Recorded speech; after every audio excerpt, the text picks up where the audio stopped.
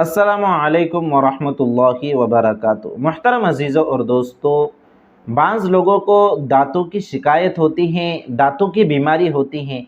बाज़ लोगों की जो दाढ़ें होती हैं ये जल्द ही ख़राब हो जाती हैं। तो जब ये दांत या दाढ़ें ख़राब हो जाती हैं तो डॉक्टर हज़रत सलाह देते हैं कि उसमें ख़ास किस्म का मसाला होता है या सीमेंट होता है, उसको भरना होता है, जिसकी वजह से ये तकलीफ़ दूर होती है।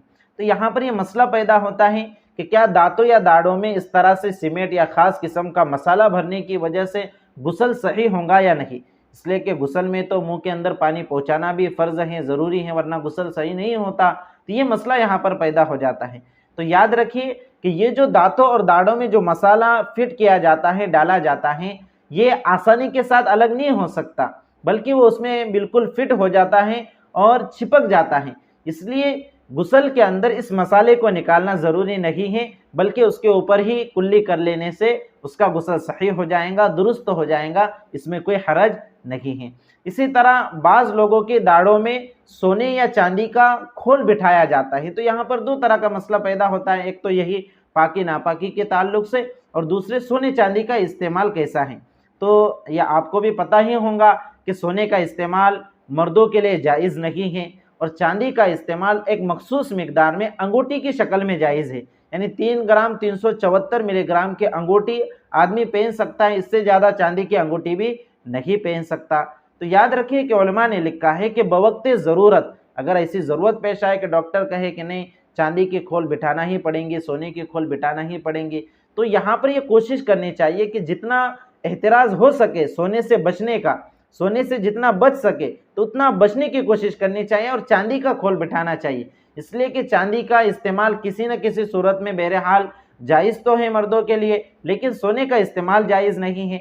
लेकिन अगर डॉक्टर हजरात ये कहे कि नहीं आपको तो सोने ही का खोल बिठाना पड़ेगा या सोने का दांत बिठाना पड़ेगा, वरना वैसे ये तकलीफ़ आपकी दूर नहीं होंगी, चांदी वगैरह से काम नहीं चलेगा, तो ऐसी सूरत में सोने का दांत बिठाना या सोने की खोल किसी दाढ़ वगैरह के ऊपर बिठाना ये भी जायज़ है, इसमें कोई हरज नहीं है। फिर पाकी और नापाकी के ताल्लुक से इसका मसला ऐसा है, याद रखिए कि ये जो खोल होती है, अगर ये खोल आसानी के साथ अगर जुदा हो सकती है, दांत और दाढ़ से अलग हो सकती है, तो फिर गुस्ल के अंदर उसको निकाल ले। वज़ू में तो बहरहाल ज़रूरत नहीं है, लेकिन चूँकि गुस्ल के अंदर मुंह के अंदर भी पानी पहुँचाना फ़र्ज़ होता है, इसलिए गुस्ल में उसको निकाल ले अगर आसानी के साथ अलग हो सकता है। और अगर आसानी के साथ अलग नहीं हो सकता, बल्कि उसको पैक कर दिया गया है, चिपका दिया गया है, और अगर आसानी के साथ वो अलग नहीं होता, तो फिर ऐसी सूरत में उस दांत के खोल को या उस दाढ़ के खोल को अलग करना ज़रूरी नहीं है, आपका गुस्ल सही हो जाएगा। इसी तरह एक मसला यहाँ पर ये भी समझ लीजिए कि बाज़ बुज़ुर्ग हजरात जिनकी उम्रें ज़्यादा हो जाती है या फिर जवानी ही में किसी के पूरे दांत खराब हो जाते हैं, तो उनको नकली दांत बिठाए जाते हैं। ये जो नकली दांत होते हैं ये दो तरह के होते हैं। एक तो वो होते हैं जो फिक्स होते हैं, वो उनको अलग करना मुमकिन नहीं होता, और बाज़ वो होते हैं कि जिनको अलग किया जा सकता है। हाँ, बाज़ दांत ऐसे होते हैं कि उनको आसानी के साथ अलग किया जा सकता है, फोल्ड किया जा सकता है। तो ऐसे दांत जो आसानी के साथ निकाले जा सकते हैं, तो गुस्ल में ख़ास तौर से याद रखें कि ऐसे दांतों को निकाल कर कुल्ली करना चाहिए, ताकि दांतों के नीचे तक पानी पहुँच जाए और गुस्ल सही हो जाए।